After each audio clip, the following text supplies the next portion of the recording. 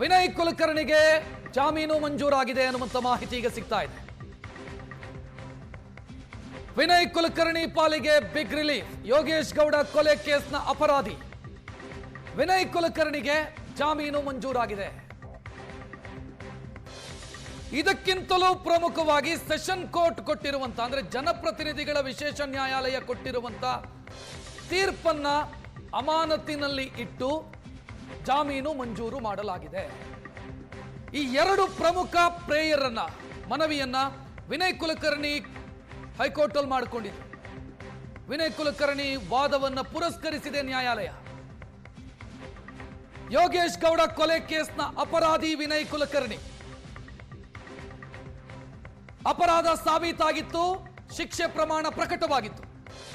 ಈಗ ಆ ಆದೇಶವನ್ನ ಅಮಾನತು ಮಾಡಿ ಹೈಕೋರ್ಟ್ ಜಾಮೀನು ಮಂಜೂರು ಮಾಡಿದೆ. ಜೀವಾವಧಿ ಶಿಕ್ಷೆಗೆ ಗುರಿಯಾಗಿದ್ದಂತ ಅಪರಾಧಿ ವಿನಯ್ ಕುಲಕರ್ಣಿ ಶಾಸಕ ಸ್ಥಾನ ಉಳಿಬೇಕು ಅಂತಾದ್ರೆ ಅಥವಾ ರಿಸ್ಟೋರ್ ಆಗಬೇಕು ಅಂತಾದ್ರೆ ಅವರು ವಿನಯ್ ಕುಲಕರ್ಣಿ ಕೋರ್ಟ್ ಮೊರೆ ಹೋಗಿದ್ರು. ಈ ಆದೇಶವನ್ನ ಸಸ್ಪೆಂಡ್ ಅಲ್ಲಿಡಿ, ಅಮಾನತು ಮಾಡಿ.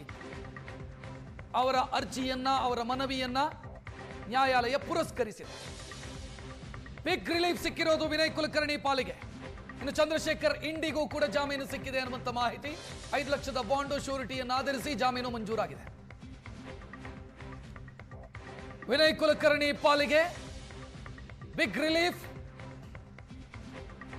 ಯೋಗೇಶ್ ಗೌಡ ಕೊಲೆ ಕೇಸ್ನಲ್ಲಿ.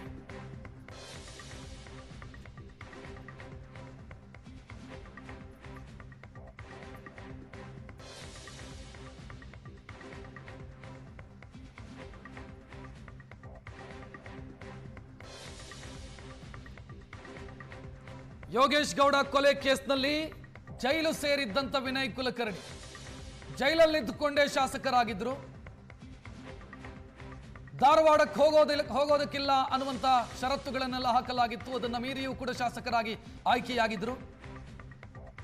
ವಾದ ಪ್ರತಿವಾದವನ್ನ ಆಲಿಸಿದಂತ ನ್ಯಾಯಾಲಯ ಸೆಷನ್ ಕೋರ್ಟ್ ವಿನಯ್ ಕುಲಕರ್ಣಿಯ ಅಪರಾಧ ಸಾಬೀತಾಗಿದೆ, ವಿನಯ್ ಕುಲಕರ್ಣಿ ಅಪರಾಧಿ ಅಂತ ಘೋಷಿಸಿ ಜೀವಾವಧಿ ಶಿಕ್ಷೆಯನ್ನ ಪ್ರಕಟ ಮಾಡಿತ್ತು.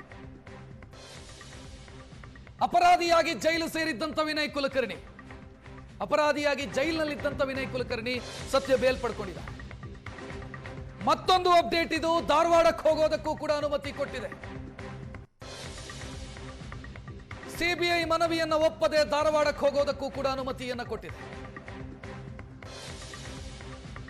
ಧಾರವಾಡಕ್ಕೆ ಹೋಗೋದಕ್ಕೆ ಸಾಕಷ್ಟು ಪ್ರಯತ್ನವನ್ನು ಅವರು ಸುಪ್ರೀಂ ಕೋರ್ಟ್ನವರೆಗೂ ಕೂಡ ಹೋಗಿ ಮಾಡಿದ್ರು. ಆ ಸಂದರ್ಭದಲ್ಲಿ ಅಂದ್ರೆ ವಿಚಾರಣಾಧೀನ ಕೈದಿಯಾಗಿದ್ದಂತ ಮತ್ತು ಬೇಲಲ್ಲಿ ಆಚೆ ಇದ್ದಂತ ಸಂದರ್ಭದಲ್ಲಿ ಪ್ರಯತ್ನ ಮಾಡಿದ್ರು.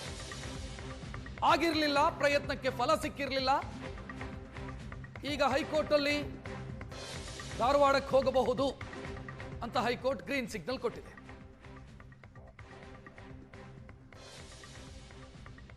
ವಿನಯ್ ಕುಲಕರ್ಣಿ ಪಾಲಿಗೆ ಬಿಗ್ ರಿಲೀಫ್.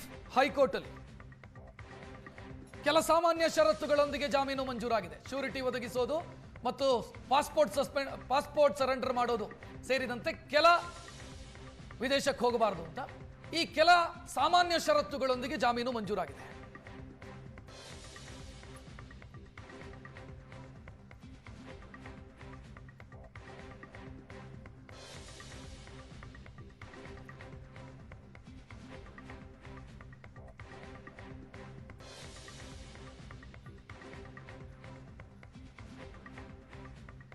ಯೋಗೇಶ್ ಗೌಡ ಕೊಲೆ ಕೇಸ್ನ ಅಪರಾಧಿ ವಿನಯ್ ಕುಲಕರ್ಣಿಗೆ ಜಾಮೀನು ಮಂಜೂರಾಗಿದೆ. ಯಾಕಂತಂದ್ರೆ ಅವರ ಶಿಕ್ಷೆಯನ್ನು ಅಮಾನತಿನಲ್ಲಿ ಇಡಲಾಗಿದೆ. ಅಮಾನತಿನಲ್ಲಿಟ್ಟು ಜಾಮೀನು ಮಂಜೂರು ಮಾಡಿ ಧಾರವಾಡಕ್ಕೆ ಹೋಗೋದಕ್ಕೂ ಕೂಡ ಅವಕಾಶವನ್ನು ಕೊಡಲಾಗಿದೆ. ಹೆಚ್ಚಿನ ಡೀಟೇಲ್ ನೀಡೋದಕ್ಕೆ ನಮ್ಮ ಪ್ರತಿನಿಧಿ ರಮೇಶ್ ಫೋನ್ ಸಂಪರ್ಕದಲ್ಲಿ. ರಮೇಶ್, ಈಗ ಏನನ್ನ ಕೇಳಿದ್ರು, ಅವ್ರು ಏನ್ ಮನವಿ ಮಾಡಿದ್ರು, ಅದು ಎಲ್ಲವನ್ನೂ ಕೂಡ ಕೋರ್ಟ್ ಒಪ್ಕೊಂಡಿದೆ. ಏನ್ ಕನ್ಸಿಡರ್ ಆಯ್ತು ಇವರ ಅರ್ಜಿಯಲ್ಲಿ?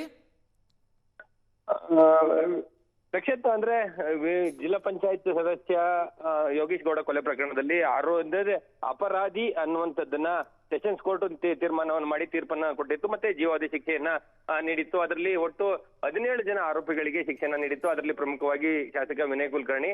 ಇದರಲ್ಲಿ ಒಂದು ಕಾನ್ಸ್ಪಿರೇಟರ್ ಅನ್ನುವಂಥದ್ದು, ಅಂದ್ರೆ ಈ ಕೊಲೆ ನಡೆಯುವಂತ ವಿಚಾರದಲ್ಲಿ ವಿನಯ್ ಕುಲಕರ್ಣಿಯೇ ಎಲ್ಲ ಪ್ಲಾನ್ ಅನ್ನ ಮಾಡಿ ಕೆಲವರನ್ನ ಸುಪಾರಿ ಕೊಟ್ಟು ಕೊಲೆಯನ್ನ ಮಾಡಿಸಿದ್ರು. ಅದಕ್ಕೆ ಸಂಬಂಧಪಟ್ಟಂತೆ ಸಿಬಿಐ ತನಿಖೆ ನಡೆಸುವಂತ ಸಂದರ್ಭದಲ್ಲಿ ಸಾಕಷ್ಟು ಸಾಕ್ಷ್ಯಗಳು ಲಭ್ಯ ಆಗಿದ್ವು. ಸೊ ಅದಕ್ಕೆ ಸಂಬಂಧಪಟ್ಟಂತೆ ಟ್ರಯಲ್ ಅನ್ನು ಮಾಡಿದಂತ ಜನಪ್ರತಿಗಳ ವಿಶೇಷ ನ್ಯಾಯಾಲಯ ಅಂದ್ರೆ ಸೆಷನ್ಸ್ ಕೋರ್ಟ್ ವಿನಯ್ ಕುಲಕರ್ಣಿ ಸೇರಿದಂತೆ 15 ಜನ ಆರೋಪಿಗಳಿಗೆ ಒಂದು ಜೀವಾವಧಿ ಶಿಕ್ಷೆಯನ್ನ ನೀಡಿತ್ತು. ಸೊ ಅದಕ್ಕೆ ಸಂಬಂಧಪಟ್ಟಂತೆ ಆ ಆದೇಶ ಬಂದ ನಂತರ ಸೊ ವಿನಯ್ ಕುಲಕರ್ಣಿ ಮತ್ತೆ ಉಳಿದ ಆರೋಪಿಗಳೆಲ್ಲರೂ ಕೂಡ ಪರಪ್ಪನಗರ ಜೈಲಿಗೆ ಕಳಿಸಲಾಗಿತ್ತು. ಆದ್ರೆ ಇದೀಗ ಅವರು ಹೈಕೋರ್ಟ್ಗೆ ಒಂದು ಅಧ್ಯಯನ ಮೇಲ್ಮನವಿ ಸಲ್ಲಿಸುವ ಮೂಲಕ ಅದಕ್ಕೆ ಸಂಬಂಧಪಟ್ಟಂತೆ ಏನೋ ಒಂದು ಸೆಷನ್ ಏನೋ ಶಿಕ್ಷೆಯನ್ನ ಅಮಾನತಿನ ನೀಡಬೇಕು, ಜಾಮೀನನ್ನ ಕೊಡಬೇಕು ಅನ್ನುವಂತ ನಿಟ್ಟಿನಲ್ಲಿ ಒಂದು ಮೇಲ್ಮನವಿ ಸಲ್ಲಿಸಿದ್ರು. ಅದರಲ್ಲಿ ಒಂದು ಇಂಟರ್ಲೋಕೇಟರಿ ಅಪ್ಲಿಕೇಶನ್ ಅಂದ್ರೆ ಐಎ ಹಾಕುವ ಮೂಲಕ ತಕ್ಷಣಕ್ಕೆ ಸೆಷನ್ಸ್ ಕೋರ್ಟ್ ಕೊಟ್ಟಂತ ಒಂದು ಏನು ತೀರ್ಪಿತ್ತು ಆ ತೀರ್ಪನ್ನ ರದ್ದು ಅಂದ್ರೆ ಅಮಾನತಿನಲ್ಲಿ ಇಡಬೇಕು, ಅಮಾನತಿಗೆ ಜಾಮೀನನ್ನ ಕೊಡಬೇಕು ಅನ್ನುವಂತ ಮನವಿಯನ್ನು ಮಾಡಿದ್ರು. ಸೊ ಅದರಲ್ಲಿ ಏನು ವಿನಯ್ ಕುಲಕರ್ಣಿ ಮತ್ತೆ ಇತರ ಆರೋಪಿಗಳ ಪರ ವಕೀಲರು ಸೆಷನ್ಸ್ ಕೋರ್ಟ್ ನಲ್ಲಿ ವಾದವನ್ನ ಮಂಡಿಸಿದ್ರು. ಆ ವಾದಕ್ಕೆ ಸಂಬಂಧಪಟ್ಟಂತೆ ಏನೋ ಇವರು ಯಾವುದೇ ಸಾಕ್ಷಿ ಇಲ್ಲ,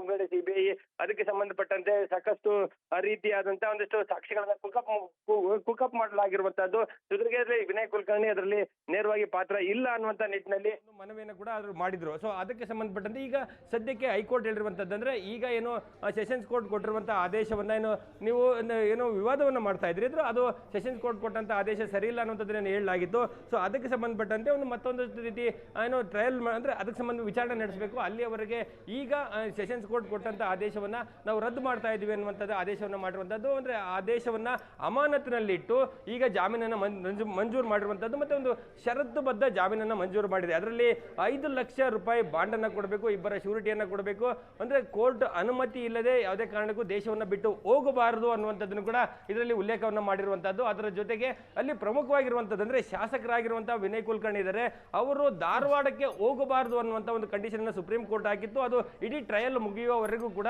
ಆ ಒಂದು ಟ್ರಯಲ್ ಅಂದ್ರೆ ಆ ಕಂಡೀಷನ್ಸ್ ಇತ್ತು. ಅಂದ್ರೆ ಕೊನೆಯ ಹಂತದಲ್ಲಿ ಕೂಡ ಟ್ರಯಲ್ ಮುಕ್ತಾಯ ಆಗದ ಹಂತದಲ್ಲಿಯೂ ಕೂಡ ಅವರು ಧಾರವಾಡಕ್ಕೆ ಹೋಗಕ್ಕೆ ತಮ್ಮ ಕ್ಷೇತ್ರಕ್ಕೆ ಶಾಸಕರಾಗಿರುವಂತಹ ವಿನಯ್ ಕುಲಕರ್ಣಿ ತಮ್ಮ ಕ್ಷೇತ್ರಕ್ಕೆ ಹೋಗ್ಲಿಕ್ಕೆ ಅನುಮತಿಯನ್ನು ಕೊಡಿ ಅನ್ನುವಂಥದ್ದನ್ನ ಮನವಿ ಮಾಡಿದ್ರು ಕೂಡ ಸೆಷನ್ಸ್ ಕೋರ್ಟ್ ಕೊಟ್ಟಿರಲಿಲ್ಲ ಮತ್ತೆ ಸುಪ್ರೀಂ ಕೋರ್ಟ್ ಕೊಟ್ಟಿರಲಿಲ್ಲ. ಆದ್ರೆ ಇವತ್ತು ಅಂದ್ರೆ ಶಿಕ್ಷೆಯನ್ನು ಅಮಾನತಿನಲ್ಲಿ ಇಟ್ಟು ಜಾಮೀನನ್ನು ಕೊಟ್ಟಂತ ಸಂದರ್ಭದಲ್ಲಿ ಕೂಡ ಅದಕ್ಕೆ ಸಂಬಂಧಪಟ್ಟಂತೆ ತೀರ್ಪಿನಲ್ಲಿ ಯಾವುದು ಉಲ್ಲೇಖ ಆಗಿರಲಿಲ್ಲ. ಆದರೆ ಸಿಬಿಐ ಪರ ವಕೀಲರು ಈ ಹಿಂದೆ ಸುಪ್ರೀಂ ಕೋರ್ಟ್ ಕೊಟ್ಟಂತ ಒಂದು ಏನೋ ತೀರ್ಪಿನಲ್ಲಿ ಷರತ್ತಿತ್ತು, ಅವರು ಧಾರವಾಡಕ್ಕೆ ಹೋಗಬಾರದು, ಆ ಸಂಬಂಧಪಟ್ಟಂತೆ ಅಂದ್ರೆ ಕಂಡೀಷನ್ ಅನ್ನು ಇಂಪೋಸ್ ಮಾಡಿ ಅಂತ ಮನವಿಯನ್ನು ಮಾಡಿದ ಸಂದರ್ಭದಲ್ಲಿ ಅದು ಟ್ರಯಲ್ ಹಂತದಲ್ಲಿ, ಟ್ರಯಲ್ ಅಂದ್ರೆ ಅವಾಗ ಸಾಕ್ಷಿಗಳು ಕೋರ್ಟ್ ಮುಂದೆ ಬರ್ತಾರೆ. ಈಗ ರಮೇಶ್ ಈಗ ಶಾಸಕ ಸ್ಥಾನದ ವಿಚಾರ ಪ್ರಮುಖ ಆಗತ್ತೆ.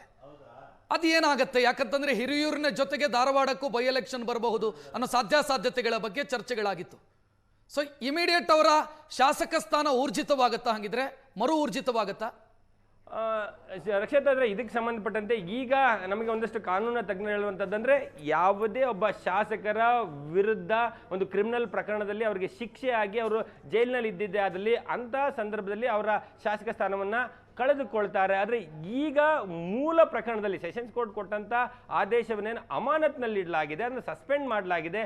ಹಾಗಾಗಿ ಅವರ ವಿರುದ್ಧ ಈಗ ಯಾವುದೇ ಪ್ರಕರಣ ಅಂದರೆ ಪ್ರಕರಣದ ಶಿಕ್ಷೆ ಚಾಲ್ತಿಯಲ್ಲಿರೋದಿಲ್ಲ. ಸೊ ಆ ಒಂದು ಕಾರಣದಿಂದಾಗಿ ಅವರ ಶಾಸಕ ಸ್ಥಾನ ಮುಂದುವರಿಯುವಂಥ ಸಾಧ್ಯತೆಗಳಿದೆ ಅನ್ನುವಂಥದ್ದು ಮಾಹಿತಿಗಳು ಸಿಗ್ತಾ ಇರುವಂಥದ್ದು. ಹಾಗಾಗಿ ಈಗ ಧಾರವಾಡಕ್ಕೆ ಉಪಚುನಾವಣೆ ನಡೆಯುವಂಥ ಸಾಧ್ಯತೆಗಳು ಕಾಣ್ತಾ ಇಲ್ಲ. ಸೊ ಹಾಗಾಗಿ ಅವರು ಶಾಸಕ ಸ್ಥಾನವನ್ನು ಮತ್ತೆ ಅಂದರೆ ಶಾಸಕರಾಗಿ ಮುಂದುವರಿತಾರೆ. ಸೊ ಆ ಒಂದು ಕಾರಣಕ್ಕಾಗಿ ವಿನಯ್ ಕುಲಕರ್ಣಿ ಏನಾದರೂ ಮಾಡಿ ಆದಷ್ಟು ಬೇಗ ಹೈಕೋರ್ಟ್ನಲ್ಲಿ ಒಂದು ಜಾಮೀನನ್ನು ಪಡ್ಕೊಂಡು ಆ ಮೂಲಕ ಸೆಷನ್ಸ್ ಕೋರ್ಟ್ ಕೊಟ್ಟಂಥ ಆದೇಶವನ್ನು ಅಮಾನತ್ನಲ್ಲಿಡಿಸಿ ಸಸ್ಪೆನ್ಷನನ್ನು ಮಾಡಿಸಿಕೊಳ್ಳುವ ಮೂಲಕ ಅಂದ್ರೆ ಆ ಒಂದು ಮನವಿಯನ್ನು ಮಾಡಿ ಅದರಲ್ಲಿ ಸಕ್ಸೀಡ್ ಆಗುವ ಮೂಲಕ ಶಾಸಕರಾಗಿ ಮುಂದುವರಿಬೇಕು ಅನ್ನುವಂಥ ಪ್ರಯತ್ನಗಳನ್ನು ಮಾಡಿದ್ರು. ಅದಕ್ಕೆಲ್ಲ ಒಂದು ಕಡೆ ಸಕ್ಸೀಡ್ ಆಗಿರುವಂತದ್ದು. ಸೊ ಇವತ್ತು ಹೈಕೋರ್ಟ್ ವಿಭಾಗೀಯ ಪೀಠ ನ್ಯಾಯಮೂರ್ತಿ ಮೊಹಮ್ಮದ್ ನವಾಜ್ ಮತ್ತೆ ಜಿ ಬಸವರಾಜ್ ಅವರು ವಿಭಾಗೀಯ ಪೀಠ ಕೊಟ್ಟಂತ ಆದೇಶ ಇರುವಂತದ್ರಿಂದ ಸೆಷನ್ಸ್ ಕೋರ್ಟ್ ಈಗ ವಿನಯ್ ಕುಲಕರ್ಣಿ, ಚಂದ್ರಶೇಖರ್ ಇಂಡಿ ಸೇರಿದಂತೆ ಒಟ್ಟು 17 ಜನ ಆರೋಪಿಗಳು ಇದರಲ್ಲಿ ತಪ್ಪನ್ನ ಮಾಡಿದ್ದಾರೆ, ಅವರು ಅವರ ಜೀವಿತಾವಧಿವರೆಗೂ ಜೈಲಲ್ಲಿ ಇರಬೇಕು ಅನ್ನುವಂತ ಒಂದು ಆದೇಶವನ್ನೇನು ಕೊಡಲಾಗಿತ್ತು, ಆ ಆದೇಶವನ್ನ ಅಮಾನತ್ನಲ್ಲಿರುವಂತದ್ದು. ಸೊ ಈಗ ಆ ಸೆಷನ್ಸ್ ಕೋರ್ಟ್ ಕೊಟ್ಟಂತ ಆದೇಶ ಸರಿ ಇದೆಯಾ ಇಲ್ವಾ ಅನ್ನುವಂಥದ್ದು ಮತ್ತೊಂದು ಸುತ್ತಿನಲ್ಲಿ ಹೈಕೋರ್ಟ್ ನಲ್ಲಿ ಮತ್ತೆ ವಿಚಾರಣೆ ನಡೆಯುತ್ತೆ. ಆ ಸಂದರ್ಭದಲ್ಲಿ ವಿನಯ್ ಕುಲಕರ್ಣಿ ಪರ ವಕೀಲರು ಮತ್ತೆ ಇತರೆ ವಕೀಲರು ತಾವು ತಪ್ಪು ಮಾಡಿಲ್ಲ ಅನ್ನುವಂಥ ವಾದವನ್ನ ಮಂಡಿಸಬೇಕಾಗುತ್ತೆ. ಸಿಬಿಐ ಇಲ್ಲ ಇವರು ತಪ್ಪು ಮಾಡಿದರೆ, ಸೆಷನ್ಸ್ ಕೋರ್ಟ್ ನಲ್ಲಿ ಕೊಟ್ಟಂತ ಸಾಕ್ಷಿಗಳು ಅದೆಲ್ಲವನ್ನು ಕೂಡ ಮತ್ತೆ ಕೋರ್ಟ್ ಮುಂದೆ ತರುವ ಮೂಲಕ ಅವ್ರನ್ನ ಮತ್ತೆ ಅಂದ್ರೆ ಸೆಷನ್ಸ್ ಕೋರ್ಟ್ ಕೊಟ್ಟಂತ ಆದೇಶವನ್ನು ಎತ್ತಿಡಿಸುವ ನಿಟ್ಟಿನಲ್ಲಿ ಪ್ರಯತ್ನವನ್ನ ಮಾಡ್ತಾರೆ. ಇವರು ಮತ್ತೆ ಈಗ ಏನೋ ಅವರು ಸಂಪೂರ್ಣವಾಗಿ ಕೇಸಿಂದ ಹೊರಗೆ ಬರಲಿಕ್ಕೆ ಆರೋಪಿಗಳ ಪರ ವಕೀಲರು ಮಾಡ್ತಾರೆ. ಅದೊಂದು ರೀತಿ ಎರಡನೇ ಸುತ್ತಿನ ಕಾನೂನಿನ ಹೋರಾಟ ಮುಂದುವರಿಯುತ್ತೆ. ಆದ್ರೆ ಸದ್ಯಕ್ಕೆ ವಿನಯ್ ಕುಲಕರ್ಣಿ ಜಾಮೀನನ್ನು ಪಡ್ಕೊಳ್ಳುವ ಮೂಲಕ ಹೊರಗಡೆ ಬರ್ತಾರೆ. ಅದರ ಜೊತೆಗೆ ತಮ್ಮ ಶಾಸಕರಾಗಿ ಮುಂದುವರಿತಾರೆ. ಒಂದ್ ವೇಳೆ ಇವತ್ತೇನಾದ್ರೂ ಜಾಮೀನು ಸಿಗದೇ ಇದ್ದಿದ್ರೆ ರಕ್ಷತ್, ವಿನಯ್ ಕುಲಕರ್ಣಿ ಒಂದು ರಾಜಕೀಯ ಜೀವನ ಬಹುತೇಕ ಮುಕ್ತಾಯ ಆಗ್ತಿತ್ತು. ಆದ್ರೆ ಆ ನಿಟ್ಟಿನಲ್ಲಿ ಇವತ್ತು ಜಾಮೀನನ್ನು ಪಡ್ಕೊಳ್ಳುವ ಮೂಲಕ ಶಾಸಕ ಸ್ಥಾನ ಮುಂದುವರಿಯುತ್ತೆ, ಮತ್ತೆ ಹೊರಗಡೆ ಬರುವ ಮೂಲಕ ಮತ್ತೆ ಇಲ್ಲೊಂದ್ ಕಡೆ ರಾಜಕೀಯವಾಗಿ ಆಕ್ಟಿವ್ ಆಗ್ಲಿಕ್ಕೆ ಒಂದು ಅವಕಾಶ ಆಗುತ್ತೆ. ಆದ್ರೆ ಆರೋಪ ಇರುತ್ತೆ, ಆರೋಪ ಅಪೀಲ್ ಸಂಬಂಧಪಟ್ಟಂತೆ ಆ ವಿಚಾರಣೆ ನಡೆದು ಅದರ ನಂತರ ಬರುವಂತ ತೀರ್ಪು ಕೂಡ ಅವರಿಗೆ ಒಂದು ರೀತಿ ತೂಗುಗತಿ ಮುಂದುವರಿತಾನೆ ಇರ್ತದೆ ಅಂತ ಹೇಳಿದ್ರು ಕೂಡ ತಪ್ಪಾಗ್ಲಿಕ್ಕಿಲ್ಲ. ರಕ್ಷತೆ. ಎಸ್ ರಮೇಶ್, ಹಾಗೆ ಸಂಪರ್ಕದಲ್ಲಿರಿ.